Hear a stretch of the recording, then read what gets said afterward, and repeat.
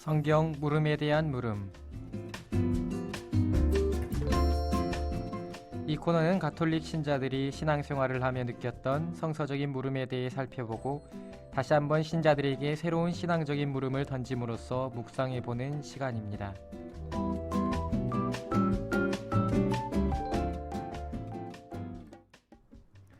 안녕하십니까? 광주교구 사목국 부국장 정기현 시몬 신부입니다. 반갑습니다.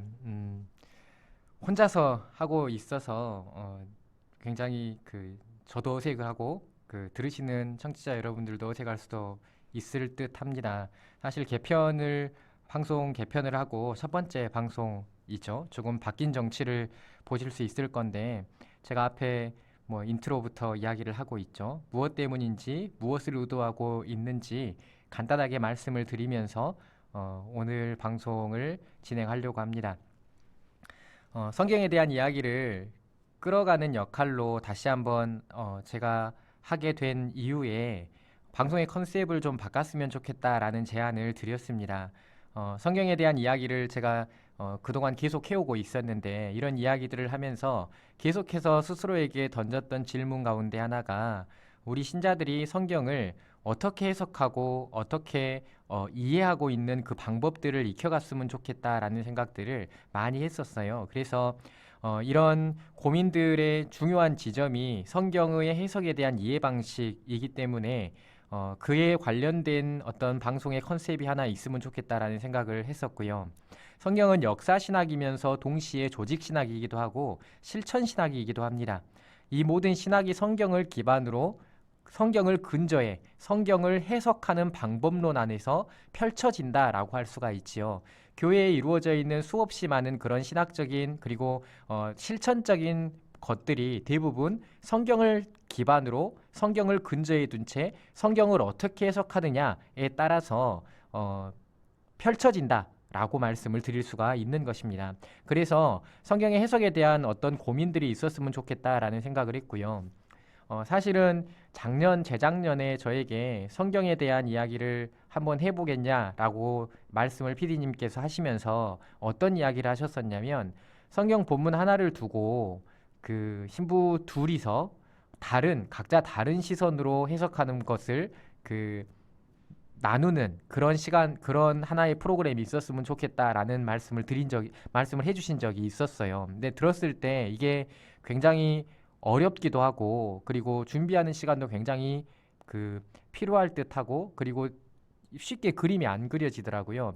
그래서 성경 물음에 대한 물음이라는 프로그램을 제안하고 그 프로그램이 진행되게 되었는데 1년 동안 이렇게 해오는 과정 가운데에서 한 가지 아쉬움이 있었다면 이런 것이었어요. 우리 청취자 여러분들이 어떤 물음에 대한 성경의 해석을 저의 것만 듣고 있다라는 것이었습니다. 제가 하는 그 성경의 해석만을 듣고 있다라는 것 때문에 저의 해석 말고도 어떤 그 해석에 보충되어질 수 있는 생각이나 혹은 그 해석의 다른 방향성의 생각들을 함께 나눌 수 있으면 좋겠다라는 생각을 했고요. 그래서 애초에 저에게 제안했었던 성경의 프로그램에 대해서 조금 다시 한번 고민을 해보고 생각을 하다가 이렇게 바꿔봤으면 좋겠다라고 말씀을 드렸었어요.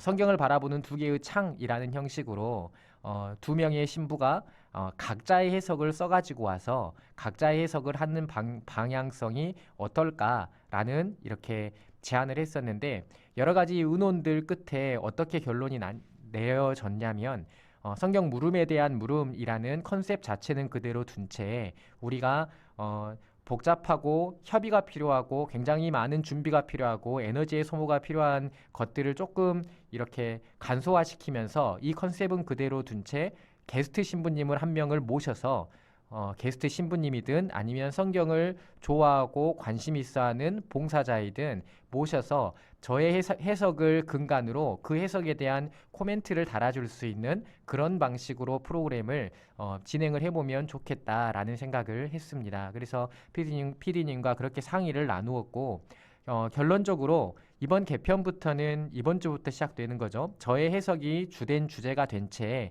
다른 시선과 다른 해석을 만날 수 있도록 해보는 게 목적입니다. 그렇게 함을 통해서 성경 해석에 대한 것을 우리 청취자 여러분들이 또 그리스도교 신자들이 생각을 해봤으면 좋겠다라는 바람을, 그런 목적성을 가져봅니다. 일단 해석에 대한 이야기를 조금 하려고 첫 번째 시간은 저 혼자 하겠다라고 말씀을 드렸어요. 그래서 사실은 제가 막 발음도 그렇게 좋지 않고 사투리도 잘 섞여 있고, 그래서 이렇게 들으시는 분들이 많이 편안하진 않으실 수도 있겠지만, 그럼에도 불구하고 제가 혼자서 이렇게 하게 됐습니다. 성경의 해석이라는 것은 굉장히 긴 역사를 가지고 있습니다. 우리의 생각보다 더 긴 역사를 가지고 있어요. 구약의 랍비들부터 시작을 해서 초대교회의 교부들, 또 성직자들, 신학자들, 현대에 들어와서 다양하고 폭넓은 학문들의 적용 등까지 성경 해석의 역사는 굉장히 장구한 오래된 시간을 거쳐왔다는 것이지요. 그래서 1990년대에 교회는 가톨릭 교회는 교회 안에 성서 해석이라는 문헌을 발표를 하고 성서 해석의 기준점을 제시하기도 했죠. 우리 신자들이 성경을 볼 때, 성경을 읽고 그것을 통해서 기도하고 고민하고 성찰을 할 때 굉장히 많이 두려움을 갖는 지점 가운데 하나가 성경 해석을 내가 할 수 있는가라는 그런 질문일 거예요. 그러니까 우리가 막 개신교 신자들하고의 성경을 바라보는 관점들을 비교하거나 할 때 자의적인 해석, 자구적인 해석 이런 설명들을 통해서 그 성경 구절이 의도하고 지향하고 가리키는 게 실제 그가 해석하는 것이 맞는가라는 이런 질문들을 항상 한다는 거죠. 그런 질문들을 하기 때문에 우리가 성경을 해석할 수 있는 자격을 갖춘 것인가, 그리고 나의 해석이 맞는 것인가, 나의 해석이 잘못되거나 틀린 것은 아닌가 라는 의문들을 너무 쉽게 갖고 그렇게 성경 해석에 있어서의 어려움을 갖죠. 성경을 많이 보는 사람들, 성경을 통해서 기도하는 사람들, 이런 분들이 가지는 공통점이라고 볼 수 있습니다. 관심이 없으신 분들도 있겠지만 사실 그렇게 성경을 내가 해석할 수 있는가라는 질문을 하는 것은 어쩌면 당연한 것으로, 예전에는 그 성직자들이 성경을 해석할 수 있는 성경 해석이라는 것은 성직자들의 전유물이다라고 생각을 했었던 적도 있었기 때문에 그렇습니다. 그렇게 성경을 바라봐 왔기 때문에 우리 신자들이, 그리고 우리가 항상 밀접하게 성경을 접하지 않고 밀접하게 성경을 공부하지 않는 이들이 내가 성경을 해석할 수 있는가, 나의 해석이 맞는가라는 질문을 끊임없이 하게 된다는 것이지요. 교부들의 해석을 중심으로 중세를 거치고 근대에 들어오는 과정 가운데에서 교회는 성경 해석을 성직자의 권위 위에 두고 그에 합당한 선포들만이 옳은 해석이다 라고 가르쳐 왔습니다. 그런데 근대 후반에 들어서 성경에 대한 다양한 학문적인 적용이 이루어집니다. 소위 말하는 성서학이라는 학문이 본격적으로 들어서기 시작하고 문학의 한 장르로 성경을 바라보면서 해체하고 분석하고 원래 있었던 모습을 재구성하고, 그리고 본래적으로 처음 쓰여졌을 때 어떤 의미를 가지고 있었고 어떤 의도를 담고 있었는가라는 것들을 분석하기 시작하는 비평학들이 발전하기 시작해요. 그래서 성경을 바라보는 문헌 비평, 역사 비평, 양식사 비평, 전수사 비평 등등 성경을 공부하고 학문하는 방법들이 굉장히 다양한 방식으로 접근하게 되었지요. 더군다나 현대에 들어서 굉장히 많은 학문들에 이 성경이 적용되기 시작합니다. 예를 들어서 해방신학적인 관점에서 성경을 바라보고, 여성신학적인 관점 안에서 성경을 바라보고, 사회학적인 관점 안에서 성경을 바라보고, 그리고 생물학적인 관점에서 성경을 바라보는, 자연과학적인 방법으로 성경을 바라보는, 이런 다양한 방식으로 성경을 학문에 적용시켜서 해석하는 그런 방법론들이 계속해서 현대 안에서 생겨나게 되었던 것이지요. 그러면서 성경을 굉장히 극단주의적으로 해석을 하기도 하고, 성경을 본래의 의미에서 많이 벗어난 채로 해석을 하기도 하는 경향성들이 실제로 벌어졌습니다. 그런 일들 때문에 교회는 성경 해석의 기준점을 제시를 하게 되지요. 예를 들어서 이런 겁니다. 어떤 환경운동가들이 창세기를 바라보면서 이렇게 이야기를 하지요. 성경에서 인간에게 하느님께서 창조의 이야기를 할 때 만물을 다스리고 정복하라 라는 이 명령이 환경 파괴의 원인이 된다 라는 방식으로 성경을 해석하고, 그렇게 성경이 바라보고 있는 관점 자체를 오용하고 오해하는 경우들이 생겨나게 되면서 성경이 성, 성경 해석이라는 것이 본래적으로 어떤 모습을 가져야만 하는가라는 것을 설명하고자 하는 관점이 생겨났다는 것이죠. 그래서 교회는 교회 안의 성경 해석을 통해서 성경 해석의 기준점을 제시를 합니다. 그런데 쭉 읽어보면 그 책을 쭉 읽어보면 책 자체가 굉장히 어려워요. 어렵고 무엇을 말하고자 하는지 쉽게 와닿지가 않습니다. 쉽게 와닿지가 않기 때문에 죄송합니다. 쉽게 와닿지가 않기 때문에 우리가 어떤 기준점을 세우고 성경을 봐야 할 것인가에 대해서 계속해서 의문을 가질 수밖에 없는 그런 환경이 되고야 말지요. 하지만 제가 아주 쉽게 간단하게 어떤 기준점이 성경을 해석하고 바라보는 관점의 중심이 되어야만 하는가라는 것을 말씀을 드린다면 성경의 해석의 기준점은 교리입니다. 교리. 그러니까 일반적으로 우리가 성경을 보고 성경의 의미를 생각하는 데에 있어서 틀린 일들이 거의 없다는 것이지요. 틀릴 일들이 거의 없다는 것이죠. 왜냐하면 가톨릭의 신자들은 대부분 가톨릭이 가지고 있는 가르치고자 하는 교리를 잘 알고 있습니다. 나는 성당의 교리를 잘 모르는데요 라고 말씀을 하는지는 몰라도 말씀을 하실 수 있더라도 그럼에도 불구하고 그들은 다 대부분 가톨릭의 교리가 뭘 말하려고 하는지 안다는 것이에요. 이런 거죠. 세상의 창조주는 하느님이시다. 예수 그리스도는 하느님의 아들이시다. 예수 그리스도는 하느님 그 자체이신 분이다. 하느님은 자비롭고 선하신 분이다. 이런 방식으로 교회가 가르치고자 하는 하느님의 존재성을 흐트러버리지 않는다면 성경의 해석의 모든 해석은 그 문이 열려 있다라고 말씀을 드릴 수 있지요. 그렇기 때문에 우리가 교회가 가지고 있는 이 성경의 해석을 흐트러뜨리지 않은 채 성경 해석의 폭이 굉장히 넓다라는 사실을 기억하게 된다면 이런 측면 안에서 성경의 해석을 생각해 볼 수 있게 되는 것이죠. 그래서 사실 성경을 볼 때 당시의 문화, 원래적으로 자구적으로 그 문장이 쓰여졌을 때, 이 구절이 쓰여졌을 때의 상황과 현실들, 그리고 그 현실들을 편집의 과정 안에서 어떤 상황 안에서 이 현실을 적용시키고 있는가라는 것들, 이런 것들을 다 보게 되면 굉장히 성경이 풍요롭고 재밌겠지요. 그런데 단지 그것뿐만이 아니더라도 성경 그 자체가 나에게 말하고 있는 해석의 방법을 알아가는 것도 좋은 성경의 해석이 될 수 있는 것이죠. 그래서 성경을 해석하는 해석의 폭이 굉장히 넓다, 굉장히 다양하다, 엄청나게 많은 것들을 생각해 볼 수 있다라는 것을 우리 청취자 여러분들이 또 신자분들이 잘 알았으면 좋겠다라는 바람을 개인적으로 저는 가지고 있었어요. 그런 바람들을 어떻게 펼쳐볼 수 있을까라는 고민들 끝에 이런 방식, 그러니까 제가 주도적으로 어떤 물음에 대해서 어떤 본문에 대해서 성경을 해석하고 그에 대해서 게스트로 오신 신부님이든 아니면 어떤 신학자든 어떤 평신도든 성경에 관심이 있어 하시는 분이든 당신의 삶에서 혹은 당신이 바라보는 관점 안에서 그 성경의 이야기들을 다시 한번 조금 더 풍요롭게 만들어줄 수 있는 방식, 이런 방식을 취해 보고자 하는 것이죠. 사실 이게 가만히 고민을 하다가 방송이기 때문에 할 수 있는 것이다 라는 생각을 갖게 됐어요. 우리가 이런 방식으로 어떤 강의를 개설하는 것도 어렵고 이런 방식으로 어떤 프로그램을 짜는 것도 쉽지가 않거든요. 그런데 이게 방송이기 때문에 가능한 좋은 그 컨셉이 되어질 것이다 라는 그런 바람과 기대로 우리 신자들이 성경에 대한 이해 방식이 조금씩 이렇게 넓어졌으면 좋겠다라는 생각으로 이런 방식의 성경 물음에 대한 물음을 진행을 하겠다라는 말씀을 드립니다. 그래서 저 혼자 이렇게 지금 떠들고 있고 어떻게 이 방송이 이어질 것이다 라는 것을 말씀을 드리는 것이에요. 이렇게 방송을 소개하고요. 다음 주부터 한 달간 이미 신부님 섭외가 끝났습니다. 이창훈 베드로 신부님께서, 여러분들이 너무 잘 알고 계시는 베드로 신부님께서 함께 하시면서 이 성경에 관련된 이야기를 나눠 가겠다라는 말씀을 드립니다.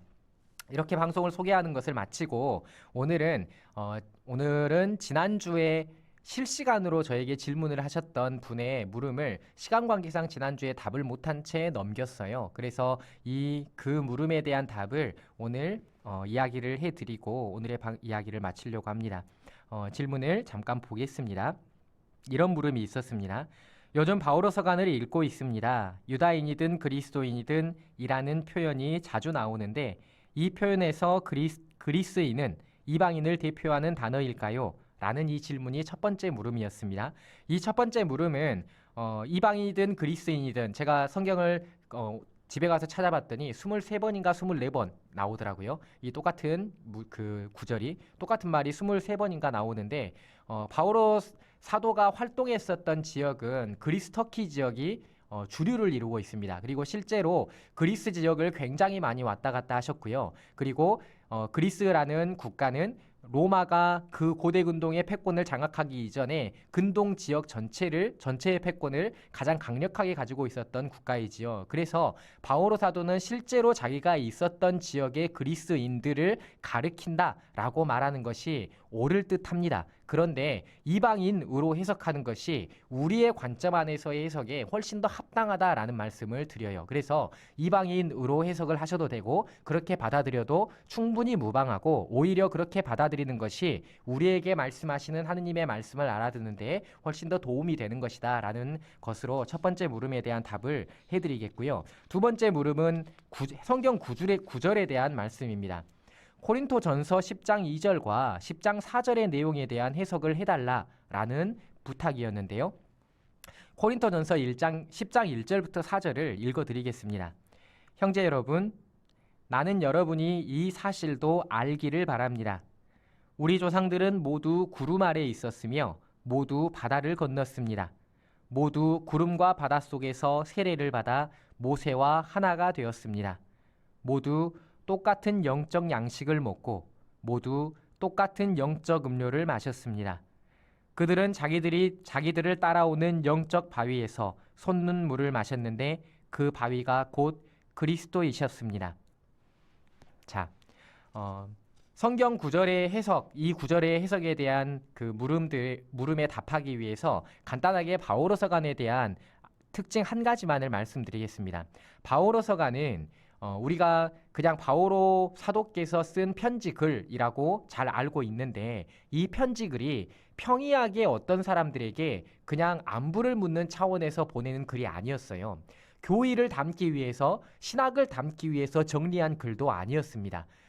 그 당시에 코린토라는 지역, 갈라티아라는 지역, 데살로니카라는 지역, 필리피라는 이런 지역들 안에 발생한 문제들에 대해서 신학적으로 어떤 방식으로 이 문제들을 해결해야 될 건지, 어떻게 하느님을 그리스도를 받아들이고 어떻게 그리스도인으로 살아갈 건지 이것을 알려주기 위해서 쓰여진 게 바오로 서간입니다. 교의를 정리하고 예수 그리스도를 정리해서 쓴 서간은 로마서 한 권뿐이라고 보통 일반적으로 이야기를 하지요. 나머지의 모든 서간들은 그 지역에 문제가 있고 그 문제에 대한 답을 위해서 정리한 서간들이라고 볼 수 있는 것이지요. 이런 바오로 사도가 이 문제를 해결하기 위해서 신자 공동체에게 쓰는 방법들, 기법들이 굉장히 여러 가지가 있는데 그 기법들 가운데 한 가지가 구약 성경을 신약의 관점 안에서 해석하는 것이었습니다. 이것도 역시 성경의 해석의 관점 안에서 들여다볼 수 있게 되는 답이 되는 것이죠. 그러니까 지금 고린토전서 지금 청취자분이 질문하셨던 이 물음은 어떤 것이냐면 모세가 광야에서 이집트를 탈출해서 광야를 지날 때 목이 말라서 돌을 쳤는데 거기에서 물이 나와서 호렙바위라고도 부르죠. 물이 나와서 사람들이 그 갈증을 해소하는 그런 대목을 바오로 사도가 해석한 이것이 궁금증으로 물어본 내용이죠. 그 바오로 사도는 광야의 백성들이 이미 하느님으로부터 세례를 받은 이들이고 하느님의 사람이기 때문에 하느님의 가르침을 살아가려고 하는 사람들이기 때문에 이미 세례를 받은 사람들이고 그들이 아주 예전부터 구원의 섭리와 구원의 역사 안에서 그들이 갈증을 해소하게 만들어주는 것은 바로 그리스도이셨고 그리스도의 은총과 그리스도의 구원 역사의 완성이 그때부터 시작되었다라는 것을 말하고 싶어 했고 이것을 통해서 구약의 율법과 그리고 새롭게 시작한 그 이방인 그리스도인들이라고 부를 수 있는 사람들이 가지고 있던 그 문화, 새로운 그리스도인 교회의 문화를 하나로 엮어가고자 하는 도전을 바오로 사도는 했던 것이지요. 코린토라는 지역이 가지고 있었던 문화의 번잡성과 그리고 문화의 혼잡성, 그것 때문에 발생하게 되는 갈등들, 이런 갈등들을 해결하기 위해서 바오로 사도는 구약의 구절을 해석하며 이렇게 그 신약의 관점 안에서 구원 역사를 다시 한번 새롭게 설명하고 있는 게 지금 물음을 던지신 질문의 내용이라고 말씀을 드릴 수 있습니다. 그렇기에 이 구절을 보실 때 이 구절 단어 하나하나 혹은 문장 하나, 구절 하나 자체를 보는 것이 아니라 전체적인 맥락 안에서 볼 수 있으면 좋겠다라는 말씀을 드리고요. 10장에 나와 있는 그 이방신에게 바쳐진 제물들을 먹어도 되는가, 먹으면 안 되는가라는 이런 갈등들에 맞서서 구약의 백성들에서부터 원래 한 분이신 하느님을 모시는 이스라엘 백성들이 모두 구원 역사의 섭리 안에서 이미 세례를 받은 사람들이었고 그리스도의 구원의 손길 아래 놓여 있는 사람들이었기에 구약의 백성들부터 역시 하느님의 자녀들이고 신약의 그리스도인들을 예표하는 것이다라는 것을 보여주면서 제사의 참된 그 정당성과 그리고 이방신을 섬기면 안 되는, 이방신을 섬기는 제사가 잘못되었다라는 것을 말하고자 하는 그런 말씀의 활용이다라고 해석을 해드립니다. 이것 외에도 우리가 이렇게 성경을 볼 때는 굉장히 그 해석의 관점 안에서 다양하게 들여다볼 수 있는 그런 여지가 있다라는 사실을 말씀을 드리고, 바오로 사도가 이방인 그리스도인들과 새롭게 그리스도를 믿게 된 이들을 가르치는 굉장히 중요한 방법 가운데 하나가 구약의 말씀들을 인용해서 그 신약의 개념 아래에서 그리스도적인 그리스도의 삶과 가르침과 죽음에 빗대어진 그런 해석들이었고, 그런 해석의 대표적인 것이 예수 그리스도를 아담으로 비유하고 있는 것, 그리고 아브라함을 믿음의 조상, 의로움의 표상으로 설명하고 있는 이런 방식들, 그리고 의와라고 하는 의로움으로 구원받음에 대한 아브라함의 삶을 비유하는 것, 이런 방식으로 구약의 내용을 가지고 신약적인 관점 아래에서 해석한 것, 이런 것들이 굉장히 많이 등장을 하고 이 가운데 하나가 물음을 주신 그 내용이었다라는 말씀으로 답을 해드립니다. 이것 외에도 다른 유튜브에 다른 물음들이 몇 가지가 있었습니다. 차근차근 풀어나가도록 하겠습니다. 오늘은 이 정도만 이야기를 하도록 하겠고요. 제가 첫 번째 개편하고 나서 혼자 하는 첫 번째 방송이라 사실은 방송할 때 긴장이 많이 안 됐는데 오늘은 긴장도 많이 되고 잘 안 되네요. 말도 많이 이렇게 엇나가는 것 같고, 너그럽게 이해해 주시고 받아주셨으면 감사하겠다라는 말씀을 드리고요. 어떻게라도 뭐 댓글이나 실시간 채팅이나 이런 거 많이 올려주시면 감사하겠다라는 말씀도 전해드립니다. 다음 주는 이창훈 신부님과 함께 만나뵐 수 있도록 하겠고요. 노래 한 곡 윤철 베드로님께서 문자 보내주셨습니다. 보이는 라디오로 보고 있습니다. 항상 좋은 방송 감사드립니다. 네, 재밌어서 귀에 쏙 들어옵니다. 감사드립니다. 라고 문자 남겨주셨습니다. 네, 감사드리고요. 네, 5234번 쓰시는 애청자님께서 열정적으로 성경에 대해서 하나라도 청취자분들께 설명해 주셔서 감사합니다.